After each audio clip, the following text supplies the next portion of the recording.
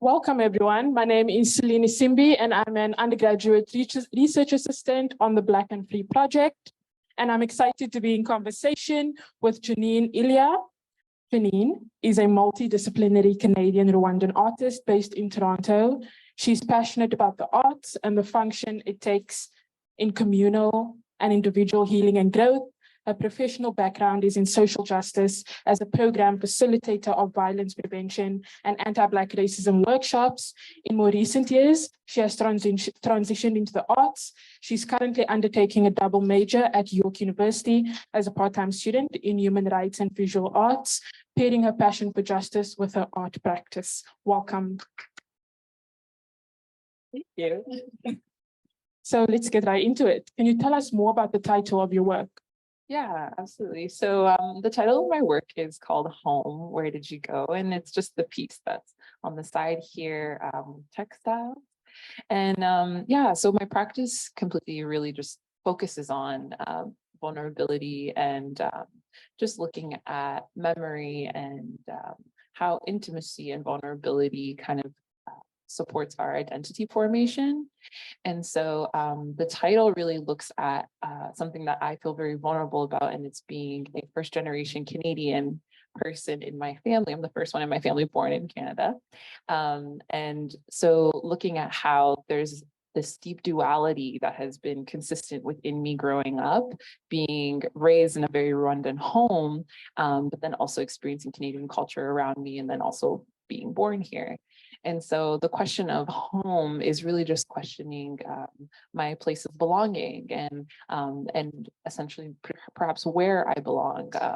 And I've been looking more at this idea of belonging as Black people as something that we create and we've trailblazed throughout history. And so just looking at the question of like home, where did you go, is in essence kind of looking at how I've created belonging in myself, within both cultures, and where I am today.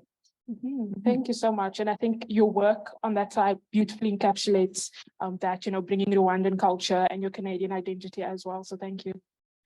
You mentioned that Black freedom is a deep fire found in the spirits of Black folks that is passed on through generations to exist, occupy space, and live a fulfilling life despite place or persecutions. Can you explain further? Yeah, and it's kind of just developing on that idea as well.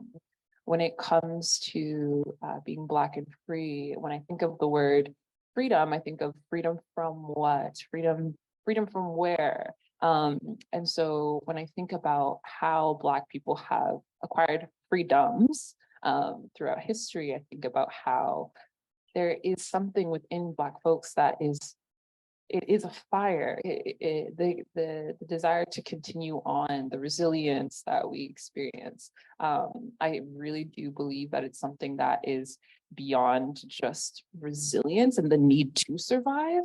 I believe that it is something that is in essence spiritual, and that it is the deep fire. For me, I believe that is God, and wherever you might place that belief, it's up to you. But I really do see it as something that is a deep fire within us.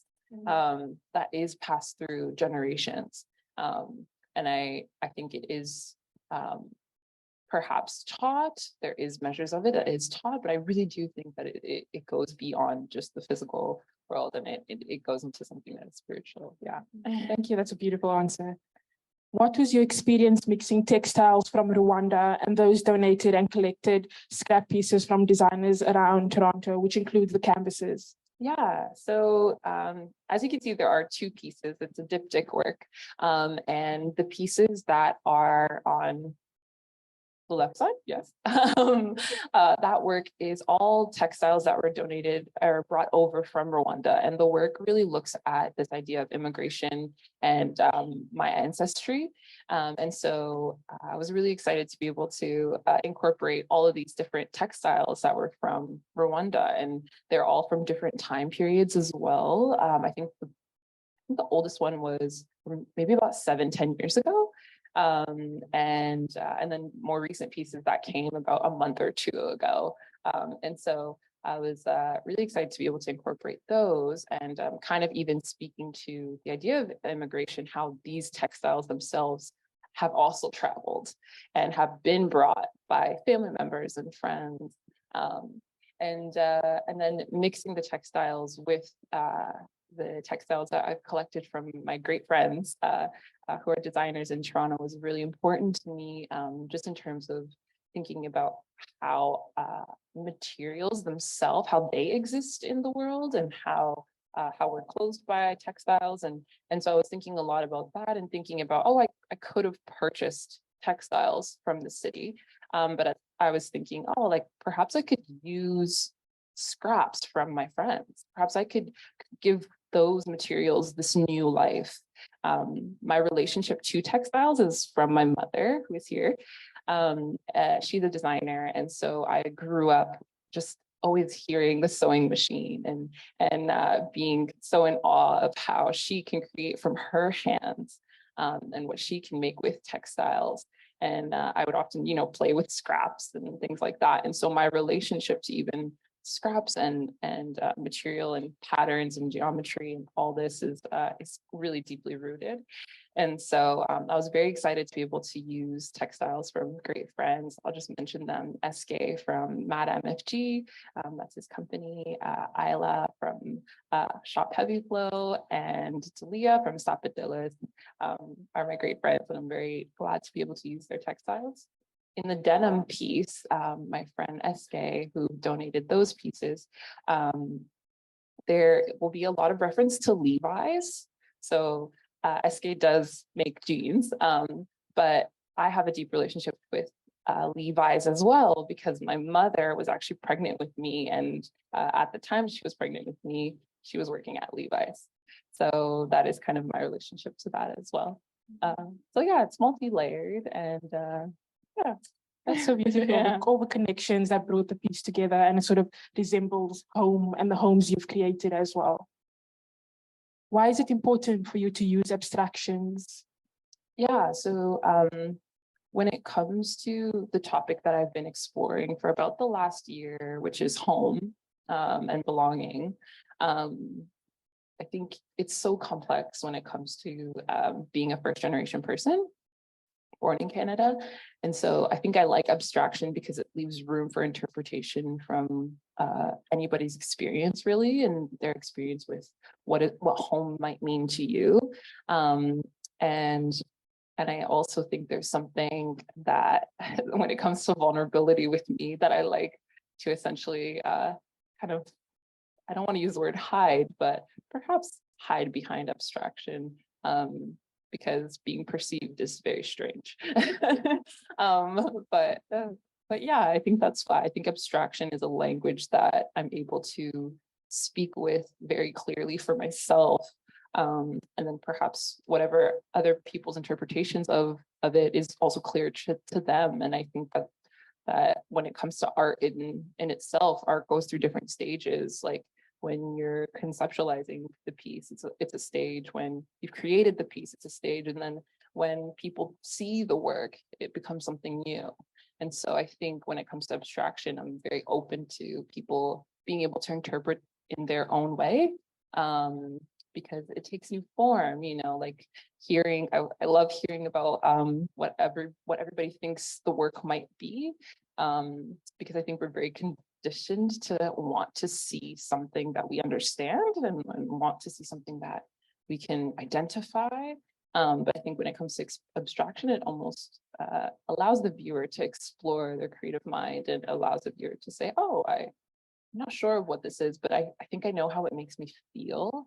And yeah, that's kind of why I like abstraction. So I hope y'all like it too.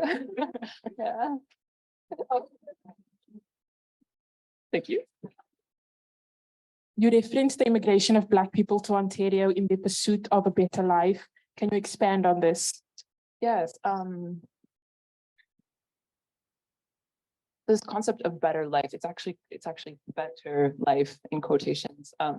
Just because I think when it comes to immigration, I think there's this constant conception with North America being this place of a better life for the rest of the world. And I think that it is often, I think we often forget of how difficult it can be once people do move their entire lives or their families, or have to be refugees and have to flee their countries. And I think there is so much that comes with immigration that we don't really see.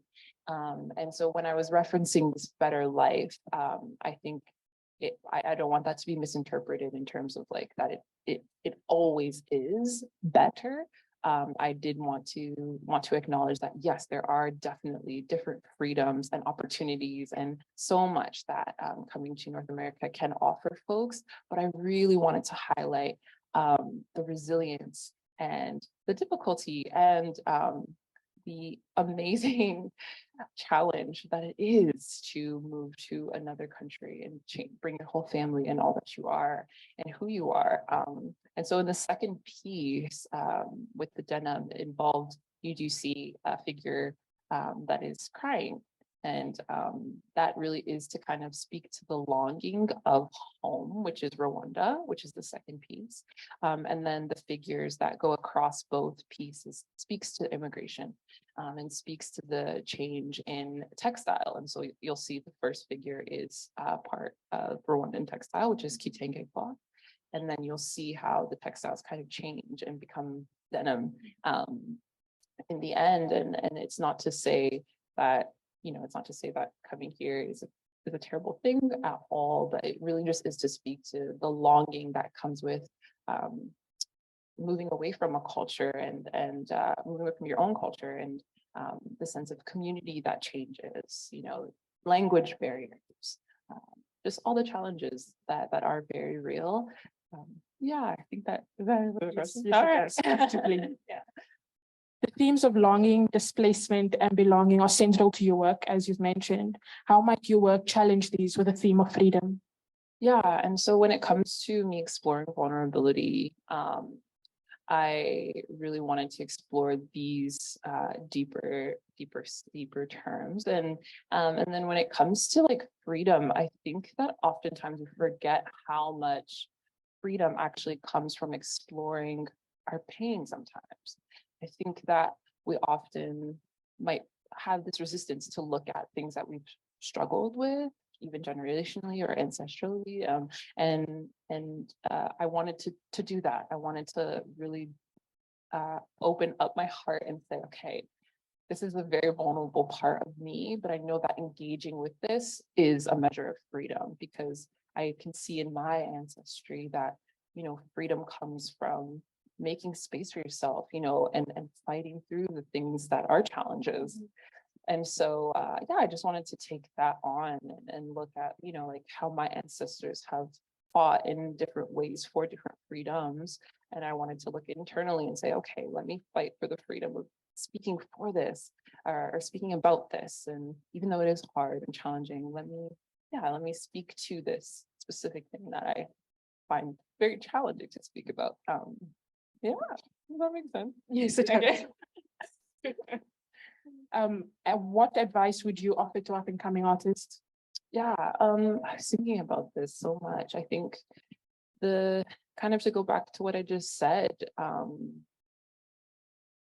approach the things that interest you with an open heart. Like look at the world, look at how you view the world, look at what your own ancestry might be, look at who you are as a person and explore that. I think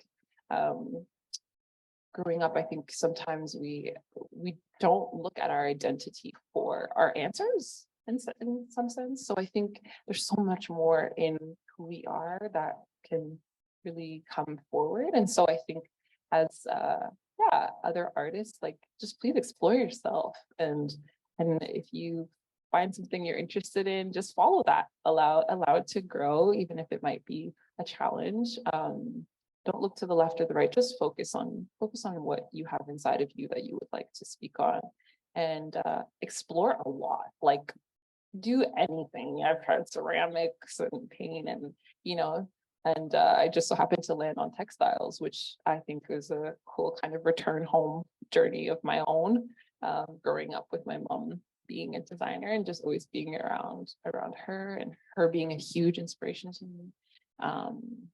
And also I would just like to thank her really quickly, because she has been a phenomenal support mom. And just even with creating this work, yeah, all of my work really is dedicated to her. And so I'm very, very grateful for the things she's taught me, and she's taught me how to sew. And so yeah. So, yeah, just explore yourself as an artist. That was the question, right? Yes. Thank you to Janine's mom, who's at the back. Jane.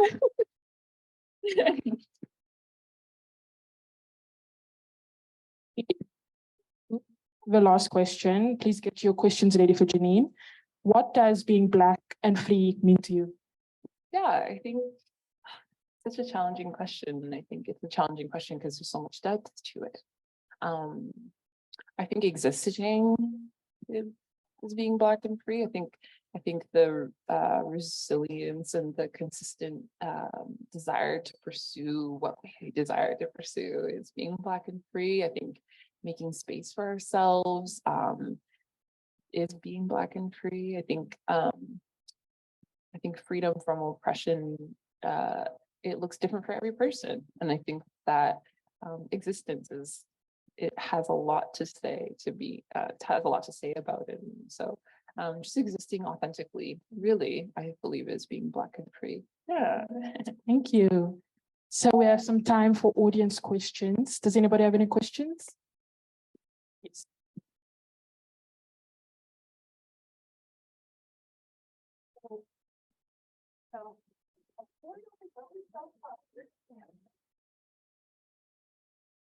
You mentioned being first generation in Canada. How did that affect you culturally, like your identity? Yeah, I kind of have, in more recent years, it's changed a bit, but I've kind of consistently felt this duality within me.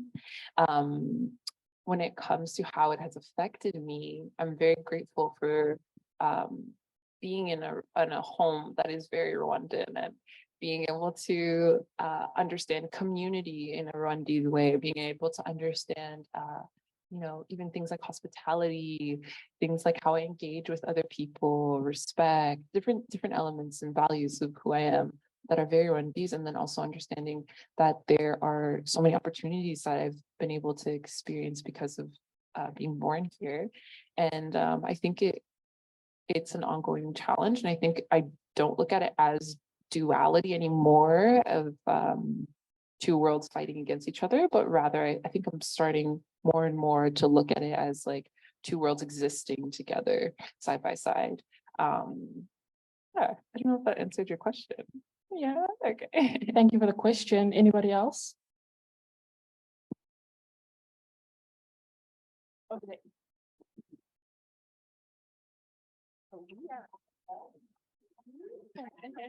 Thank you. I love your work, and I love that you're sharing about your creative process. I'm always fascinated to know how artists make their work. And I wondered what advice you'd give for sort of closet artists that are making in the background and sort of scared to show their work or spread their wings and fly for fear of so many things. I'd love to hear your commentary on that. Yes.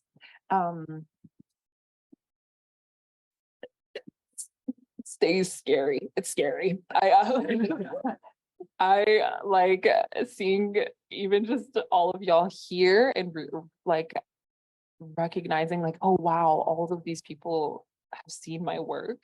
Like I am so grateful first, but I think allowing fear to rule you will always prohibit you. So I think when it comes to sharing your work, I think ask yourself, like, am I sharing this work for perhaps approval of others, or am I sharing it because it's coming from me and I deserve, and other people can see it, and I deserve to be seen as an artist, and which you do, absolutely, you really truly do. When it comes to art, I think it's probably the most vulnerable expression, and I think that vulnerability is strength. That's what my practice is all about. And so I hope it encourages you, but do it afraid. I think doing things afraid can always just only brings fruits.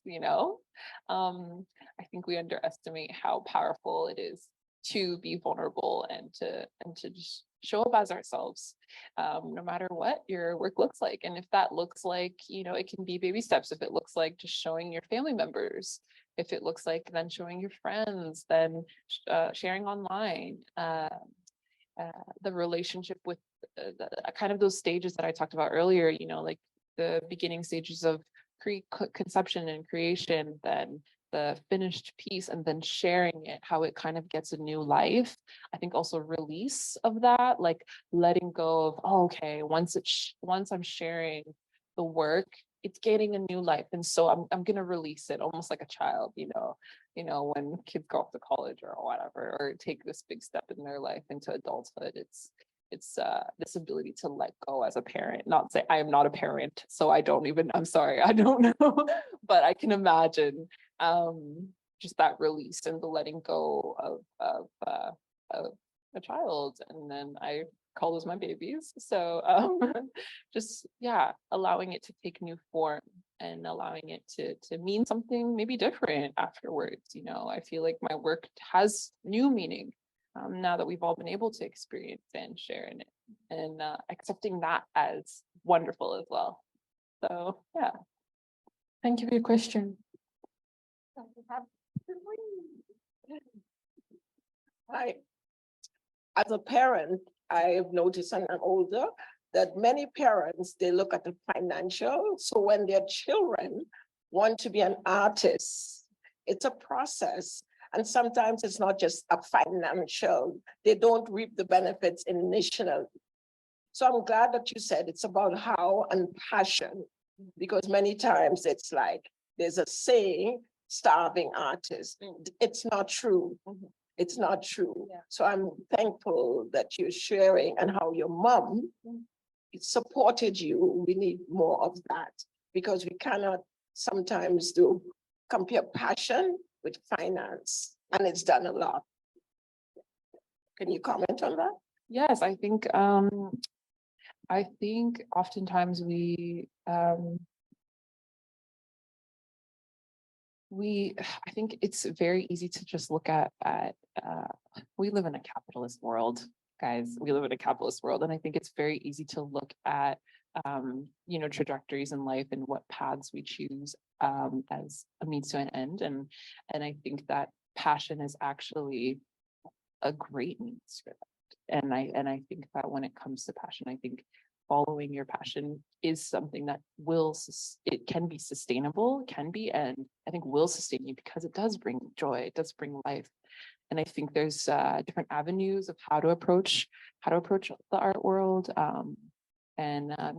You decide whichever one works for you. But I think when it comes to art, definitely having a community that supports you is also a very, very big part of it. And so I really do acknowledge my mom and those who supported me, because I kind of went from social justice world into the art world more recently. And so that was a really big shift. And I know that a lot of it has to do with community. And so my heart goes out to folks who maybe don't have that, or and I would love to connect with y'all if you're here. But yeah, I 100% agree. And I think passion really can be a means to an end as well. So. I just wanted to ask if you can comment on, as an artist, I'm sure you've dealt with many challenges in this world of social media. There's always trolls, and that gets to your soul. How do we can say to these kids that are here today to just keep going? What do you do to rechannel that energy into something positive?